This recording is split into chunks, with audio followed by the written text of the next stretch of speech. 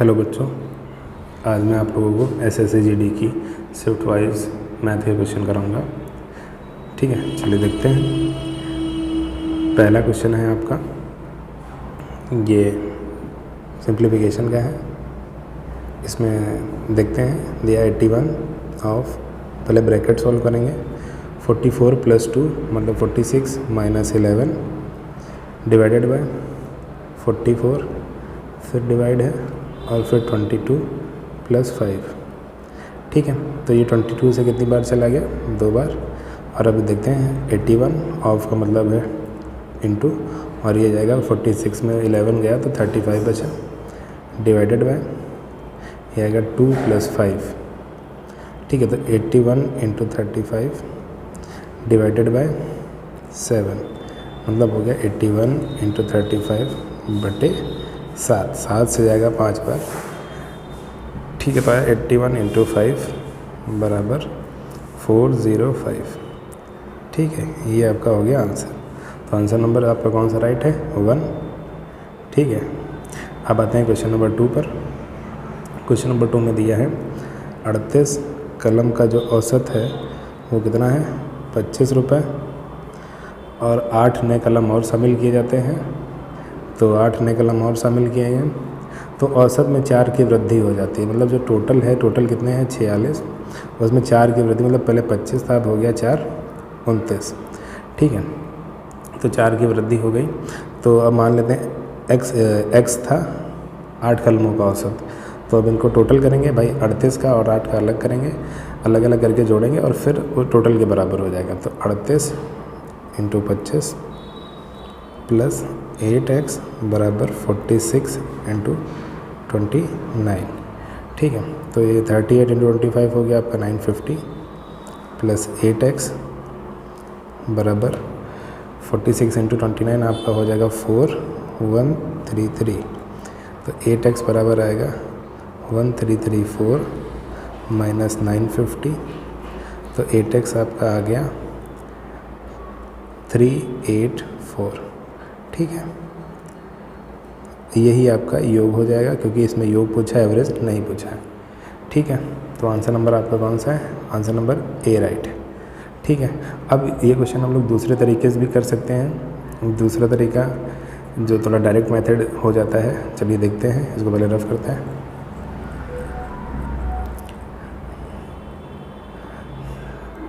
दूसरा तरीका आपका होगा, देखो 38 कलम का जो एवरेज था वो कितना था? 25 था। और जब इसमें 8 और जोड़ दिए गए तो जो 46 का एवरेज था वो कितना हो गया? 29 हो गया। तो जाहिर सी बात है कि पहले 25 था, सबका 29 हो गया, तो जो 8 आए इनका कुछ ना कुछ तो ज़्यादा ही होगा। तो देखो ये 29, मान लो ये 29 तो लेके आए, तो 29 × 8 इनका टोटल तो रहा ही होगा। ठीक है, प्लस ये 25 जो एवरेज था, सब में कितना कितना दिए? 4 का कंट्रीब्यूशन किए, और कितने में किए? 38 में। ठीक है, तो अब इसको कर सकते हैं हम लोग। तो 8 9 72 के 2 7 हासिल, 8 दूनी 16, 6 22 1 23 प्लस 38 दूना 76 दूना 152। तो इसको टोटल करेंगे तो 384। एक ये भी मेथड है, इससे भी कर सकते हैं। ठीक है, अब आते हैं नेक्स्ट क्वेश्चन पे। ठीक है, नेक्स्ट क्वेश्चन है 750 रुपये को PQR में इस प्रकार बांटा जाता है कि P के हिस्से का 6 गुना, Q के हिस्से के 2 गुना के बराबर है, जो कि R के हिस्से के 3 गुने के बराबर है। तो Q का हिस्सा कितना होगा? ठीक है, तो देखिए इसको करते हैं। मतलब P का 6 गुना मतलब P × 6 बराबर Q × 2, ठीक, बराबर R × 3। अब इसमें PQR का रेशियो बनाने के लिए हमको 6, 2 और 3 का एलसीएम लेना पड़ेगा। मतलब PQ और R का मल्टीपल 1 करना है। तो सब में हम लोग कैसे, इनका एलसीएम आएगा 12, इनका एलसीएम आएगा 12 से सबको भाग कर देंगे। ठीक है, 12 से भाग करने पर आया, ये 2 बार गया, ये 6 बार गया और ये 4 बार आया। तो P/2 बराबर Q/6 बराबर R/4। इसका मतलब ये हुआ कि P/Q आर जो आपका आया है वो 2:6:4 डायरेक्टली प्रोपोर्शन हो जाएगा। ठीक है, और पी क्यू आर की टोटल वैल्यू किसके बराबर है? 6 4 10 2 11। अब नहीं, 6 4 10 2 12। 12 की वैल्यू आपकी किसके बराबर हो गई? 72। 100 के बराबर हो गई। तो 1 की वैल्यू आपकी 7200/12 मतलब कितना? 600 के बराबर।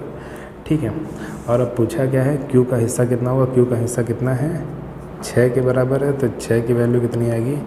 6 × 600 मतलब 3600। ठीक है, तो आंसर नंबर आपका कौन सा सही हो गया? 4th। ठीक है, अब हम लोग क्वेश्चन नंबर 4 देखेंगे।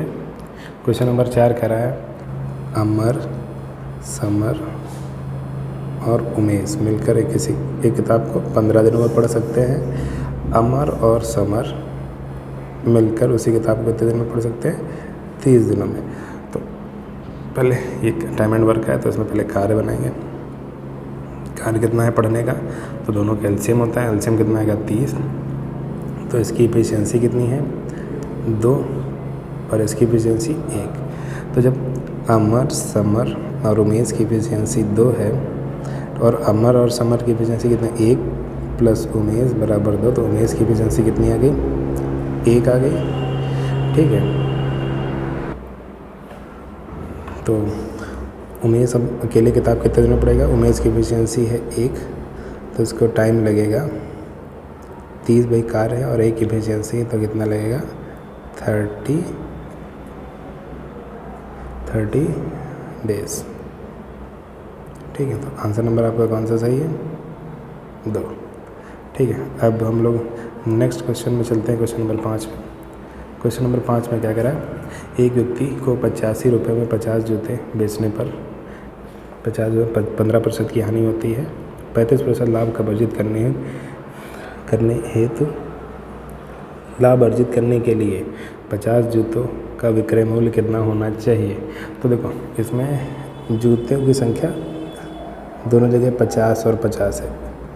आर्टिकल जो है आपके वो बराबर है, तो इसमें आपको डायरेक्ट क्वेश्चन हो जाएगा, क्योंकि आर्टिकल में प्रॉब्लम नहीं, तो केवल हम सीपी में देखेंगे। तो देखो, मान लेते हैं सीपी क्या था? पहले 100 रुपीज़ था। ठीक है, 85 में बिक रहा है, तो कितने की हानि हो रही थी? 15% की। ठीक है, अब बिकेगा कितने में? 35% के लाभ पर। तो 35% से मतलब 135 रुपये। ठीक है, ये इसका डायरेक्ट आंसर हो गया और कुछ नहीं करना था इसमें। ठीक है, तो आंसर नंबर आपका कौन सा सही है? Answer number 4th। ठीक है, अब क्वेश्चन नंबर हम लोग आते हैं 6 पे। क्वेश्चन नंबर 6 आपका ये भी सिंप्लीफिकेशन क्वेश्चन है, तो इसको सॉल्व करते हैं। इजी है काफ़ी, देखते हैं। देखो, ये इसको 36 - 12 मतलब 36 में 12 घटाएंगे तो 24 डिवाइडेड बाय 6 प्लस, अब इधर ब्रैकेट देख लेते हैं, 98 - 21 डिवाइडेड बाय 3 × 2। तो बॉडमास सबसे पहले डिवाइड करेंगे बॉडमास के हिसाब से। ठीक है, तो 24 से ये 4 बार में गया, तो 4 आया। अब देखो ब्रैकेट खोल देंगे, 98 - 7 दूनी 14। ठीक है, तो ये आया 102 - 14 बराबर कितना?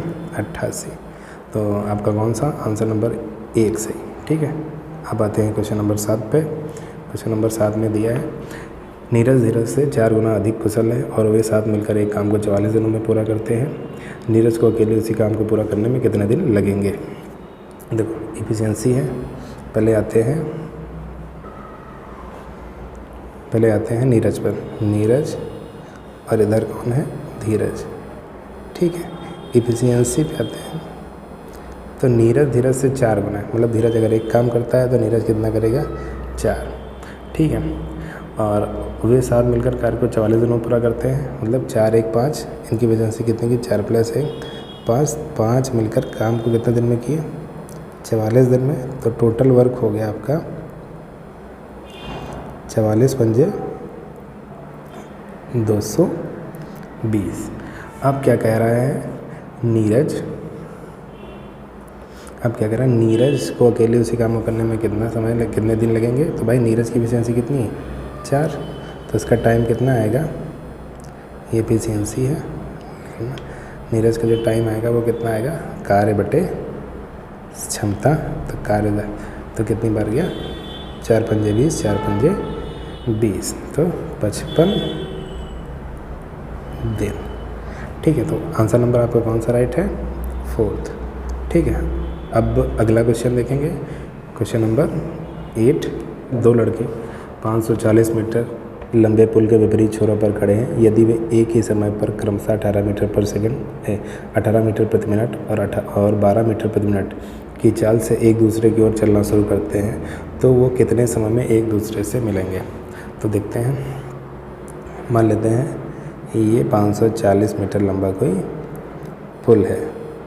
ठीक है, इस पर एक कोई लड़का खड़ा है, इसकी डिस्टेंस कितनी है, 540 मीटर। ठीक है, इसमें एक लड़का है जो इधर जा रहा है 18 मीटर प्रति मिनट से, और एक लड़का इधर आ रहा है 12 मीटर प्रति मिनट से। तो इसकी सापेक्ष चाल क्या हो जाएगी, सापेक्ष चाल जब एक दूसरे के विपरीत होता है तो जुड़ जाती हैं, एक ही दिशा में होता है तो घट जाते हैं। सापेक्ष चाल होगी 18 + 12 बराबर 30 मीटर प्रति मिनट। और अब क्या करा, दोनों जन तो कितने समय में एक दूसरे से मिलेंगे, तो समय बराबर हो जाएगा दूरी बटे चाल। ठीक है, अब दूरी कितनी है आपकी 540, ठीक है, और चाल कितनी है 30, तो 0 से 0 गया, 3 से गया 18, 3 या 54, तो कितना लगेगा 18 मिनट, क्योंकि मात्रक हर जगह मिनट पे। ठीक है, तो आंसर आपका आ गया आंसर नंबर 3। ठीक है, अब हम लोग चलते हैं क्वेश्चन नंबर 9 पे। क्वेश्चन नंबर 9 में क्या कह रहा है, 1 किलोग्राम चीनी की कीमत में 34% की वृद्धि हुई और यह वृद्धि 51 रुपये की है। ठीक है, तो प्रति किलोग्राम चीनी की नई कीमत। ठीक है, मान लो चीनी का पहले मान लो चीनी का मूल्य 100% था। ठीक है, चीनी का मूल्य था 100%। ठीक है, इसमें कितने की वृद्धि हुई, 34% की वृद्धि हुई, तो कितना हो जाएगा 134%। ठीक है, लेकिन इस बीच में इसका रेट कितना बढ़ गया, 51 रुपये का। तो मतलब 34% जो है आपका वो किसके बराबर है, 51 रुपये के बराबर। तो 34% बराबर आपका हो गया 51 रुपये। तो 1% आपका हो गया 51/34। एक ही नियम इसको कहते हैं, लगा सकते हैं, डायरेक्ट भी हो जाएगा। तो 17 दूनी 34, 17 तियाँ 51। ठीक है, और अब पूछा है चीनी की नई कीमत। नई कीमत आपकी 134% के बराबर होगी, पुरानी कीमत 100%। तो 134% की वैल्यू कितनी आएगी, 134 × 3/2, 2 से गया, 2 × 6 = 12, 2 × 6 = 1 सेकंड, 134 था तो 2 × 7 = 14। ठीक है, साफ कर दें, तो 67 तियाँ 201। तो चीनी की नई कीमत क्या हो गई, 201। आंसर नंबर आपका 4th सही। अब हम लोग क्वेश्चन नंबर 10 पे चलते हैं। क्वेश्चन नंबर 10 क्या कहता है, ठीक है, किस वार्षिक ब्याज दर पर साधारण ब्याज पर एक धनराशि 5 वर्ष में 3 गुना हो जाएगी। ठीक है, तो देखते हैं, इसको 2 तरीके से हम लोग कर सकते हैं। देखो पहला तरीका देखते हैं। ठीक है, देखो पहला बेसिक है। बेसिक में देखो मान लिया प्रिंसिपल आपका कितना है x, अमाउंट कितना हो गया 3 गुना हो रहा है, मतलब अमाउंट मिश्रधन जिसको कहते हैं 3x। तो SI जो साधारण ब्याज है वो कितना मिला 2x।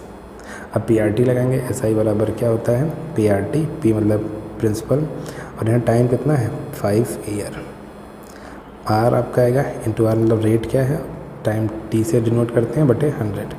तो आया 2x बराबर P आया x, R आपका R ही रहेगा, निकालना है। T आपका आया 5/100। तो x से x चला गया, 5 से गया ये 20 बार, तो R बराबर आ गया 40%। एक तो ये आ गया। ठीक है, अब दूसरा तरीका हम लोग देखेंगे जिसको हम लोग डायरेक्ट कह सकते हैं। मान लेते हैं हम लोग प्रिंसिपल कितना था 100%। ठीक है, 5 वर्ष में कितना हो गया, 5 वर्ष में कितना हो गया आपका, हो गया 3 गुना मतलब 300%। 3 गुना अगर अधिक होता तो 400% है, लेकिन कह रहा 3 गुना हो गया तो 300% ये आपका अमाउंट। तो ब्याज कितना मिला, ब्याज कितना मिला 200%। ठीक है, तो R इंटू टी किसके अनुपाती होता है, SI के होता है। तो R है आपका R, T है 5, SI कितना है 200%। तो R बराबर आएगा 200/5, मतलब कितना 40%। तो ये डायरेक्ट था। और 1 वर्ष में जो ब्याज मिलता है वही ब्याज की दर होती है।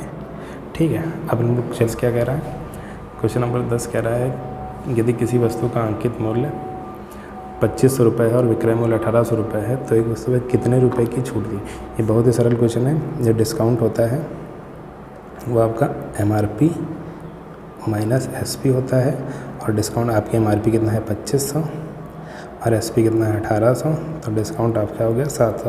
ये क्वेश्चन देख के ही कर देना था, इसमें सॉल्व भी नहीं करना था। ठीक है, अब आते हैं हम लोग क्वेश्चन नंबर 11 पे।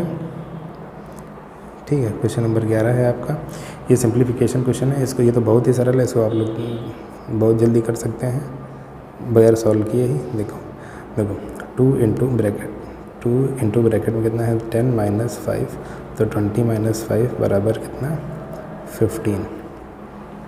ठीक है, ये आंसर हो गया। अब क्वेश्चन नंबर 12 हम लोग पहले से ही कर चुके हैं।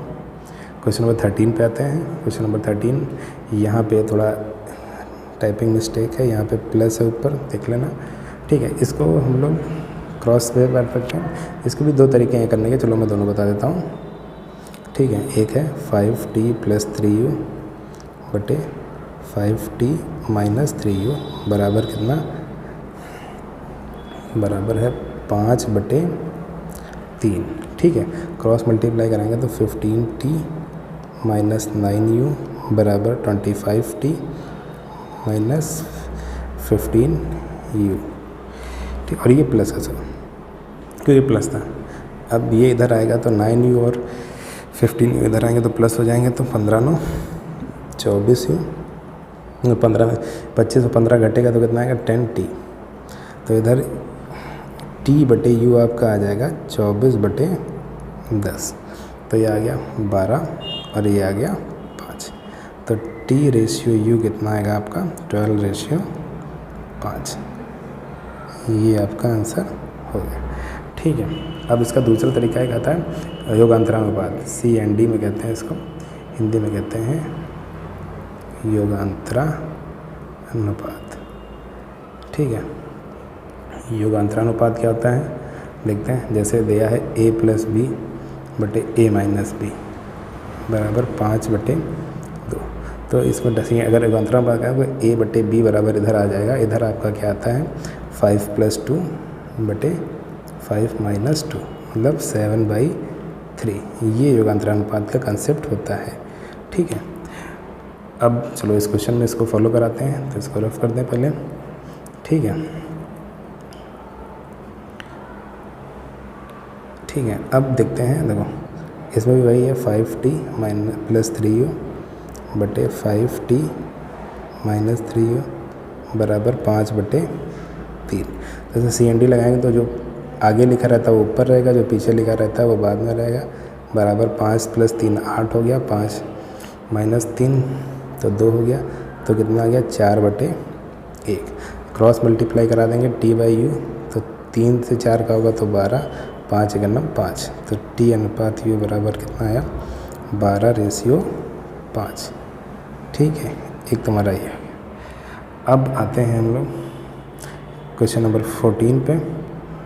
क्वेश्चन नंबर 14 क्या कह रहा है, जब किसी संख्या में क्रमिक रूप से 15%, 80% और 44% की कमी की जाती है तो वह 199 मतलब 19,992 हो जाती है। संख्या क्या है। चलो मान लिया हमने संख्या क्या है x। ठीक है, इसको करने के बहुत से तरीके हैं, जो इसमें सबसे बेटर है वो मैं वही बता रहा हूँ। 15% कम है मतलब संख्या कितनी बची 85%, तो 85/100। फिर संख्या बची 80%, तो 80% मतलब घट गई, मतलब 20% बची। जब 44% की कमी की गई, ठीक है, तो कितनी बची 56%। ठीक है, तो बराबर कितना आएगा 1999 और 2। तो देखो 20 × 5 = 100। ठीक है, और 15 से गया या 5 से गया 17 बार। ठीक है, तो x बराबर क्या आएगा 19992 × 100 × 100 बटे 17 इंटू 56, ठीक। 17 से गया एक बार, 17 का नाम 17, 2 हासिल 29, फिर 17 का नाम 17, 29 था तो 12 हासिल 129, 17 सत्ते 119, ठीक है। 8 और 17 छक्के 102, ठीक है। अब 56 से कटेगा, 56 दूनी 112, फिर 5 बचा 21, तो x बराबर क्या आएगा 21, उसके बाद 4 जीरो, 4 तो आया 2,10,000। कौन सा आंसर नंबर आपका? आंसर नंबर आपका 3 आंसर, ठीक है। अब हम लोग क्वेश्चन नंबर 15 पे चलते हैं। क्वेश्चन नंबर 15 क्या कह रहा है? ये भी सिंप्लीफिकेशन क्वेश्चन है, बिल्कुल सरल सा है, देख लेते हैं। पहले ब्रैकेट का सॉल्व करते हैं। तो ब्रैकेट 4, ब्रैकेट में देखो प्लस वाले एक तरफ लिख लेंगे, 12 + 42 बराबर 54 - 27 डिवाइडेड बाय 3 + 4, ठीक है। तो 4, अब इसमें 54 में 27 गया तो बचा कितना 27 बट्टे कितना 3 + 4, तो 3 9 या 27, 9 चौके 36 + 4 बराबर कितना 40, ठीक। तो आंसर नाम आपका 4th राइट है। अब क्वेश्चन नंबर हम लोग 16 पे चलते हैं। क्वेश्चन नंबर 16 क्या कह रहा है आपका? क्वेश्चन नंबर 16 कह रहा है कि एक दुकानदार अपने सामान पर 20% अधिक मूल्य अंकित करने के बाद 12% का लाभ पर बेचता है, तो छूट परसेंट देखो, CP होता है, MRP होता है और क्या होता है SP होता है।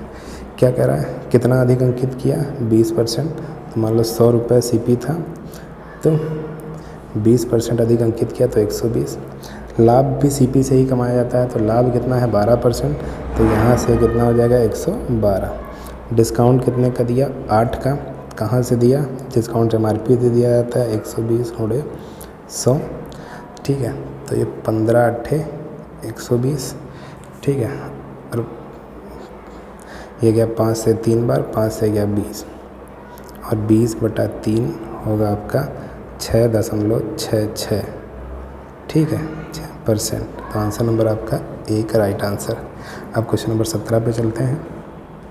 क्वेश्चन नंबर 17 कह रहा है 7 संख्याओं के एक समुच्चय का औसत 18 है। यदि एक संख्या हटा दी जाए तो शेष का औसत 15 रह जाता है। देखो 7 का औसत, तो 7 का टोटल कितना होगा 7 × 18, ठीक, माइनस मान लो एक संख्या हटा दी गई, ठीक है, तो उसका औसत कितना रह जा रहा है 6 संख्याएं बचा 15, तो 18 सत्ते 126 माइनस x बराबर 15 छक्के 90, तो x बराबर 126 माइनस 90, तो x बराबर कितना 36, ठीक है।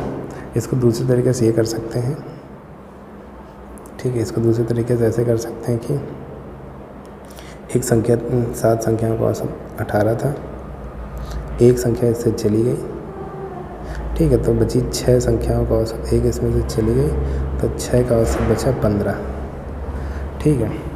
जो संख्या गई उसका भी औसत 18 में ही शामिल था, तो 18 तो अपना लेके गई, प्लस 6 संख्याओं से 3 लेके गई, तो उनका भी, क्योंकि 18 था इन टोटल का, फिर इनका बचा 15, तो 3 6 संख्याओं से भी लेके गई, तो 3 कितने में लेगी 6 में, तो 18 + 18 बराबर कितना 36। ये तुम्हारा डायरेक्ट था, ठीक है।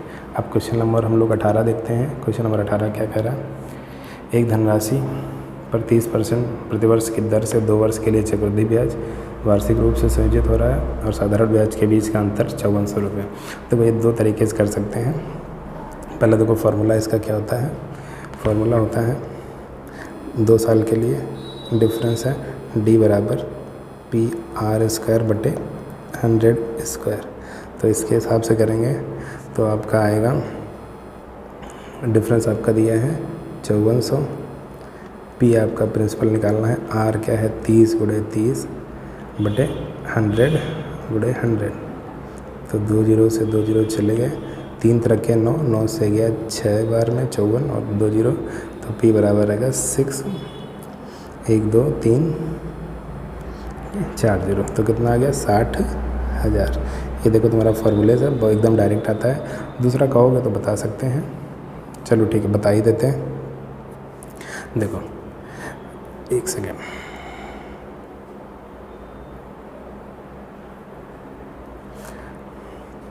दूसरा है देखो SI आपका कितना निकलेगा, हर साल बराबर रहेगा तो 2 साल में 30 गुणे 2 बराबर कितना 60%। और CI आपका कितना हो जाएगा, पहले वर्ष देखो 30 मिलेगा, दूसरे वर्ष भी 30, लेकिन 30 पर 30 कितना मिलेगा 9, तो ये कितना हुआ टोटल 69%। तो डिफरेंस कितना आया 9% का। और वही डिफरेंस किसके बराबर है, 9% डिफरेंस आपका 5400 रुपये के बराबर। तो 1% 5400 बटे 9, 9 छः के 54 मतलब 600। तो 100% किसके बराबर आपका होगा, 600 गुणे 100 बराबर 60,000। ये आपका दूसरा तरीका। ठीक है, अब हम लोग चलते हैं क्वेश्चन नंबर 19 पे। 119 का आंसर नंबर सी। हम लोग चलते हैं क्वेश्चन नंबर 19 पे। 19 क्या कह रहा है, एक घन का कुल वक्रपृष्ठीय क्षेत्रफल सेंटीमीटर स्क्वायर होगा यहाँ पे। ठीक, तो कुल पृष्ठीय क्षेत्रफल आपका 6a² होता है बराबर 600। तो ये सेंटीमीटर स्क्वायर, देखो यहाँ पे स्क्वायर रहेगा तो सेंटीमीटर का स्क्वायर, क्यूब रहेगा तो सेंटीमीटर क्यूब।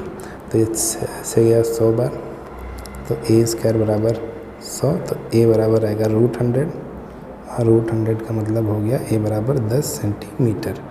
अब पूरा घन का आयतन होता है a³, मतलब 10 का क्यूब होगा 1000 सेंटीमीटर क्यूब।